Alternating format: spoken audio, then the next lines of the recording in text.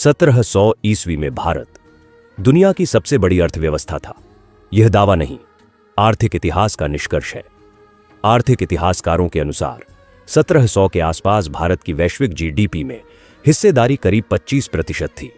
उस समय भारत अकेले पूरे यूरोप से अधिक उत्पादन करता था। इस समृद्धि की सबसे बड़ी वजह थी भारत का टेक्सटाइल उद्योग। कॉटन, सिल्क, मलमल, इंडिगो और शॉल भारतीय कपड़े यूरोप, अफ्रीका, मध्य एशिया और दक्षिण पूर्व एशिया तक निर्यात होते थे। इतनी ज्यादा मांग थी कि ब्रिटेन और फ्रांस में भारतीय कपड़ों पर रोक लगाने के लिए कानून बनाए गए। फिर भी तस्करी चलती रही। भारत की कृषि भी मजबूत थी। स्थानीय सिंचाई प्रणालियां, विविध फसलें और ग्रामीण हस्तशिल्प गांवों को आत्मनिर्भर बनाते थे। कृषि सिर्फ पेट नहीं भरती थी, वह उद्योगों को कच्चा माल भी देती थी। भारत के पास व्यापार अधिशेष था, मतलब भारत ज्यादा निर्यात करता था और कम आयात।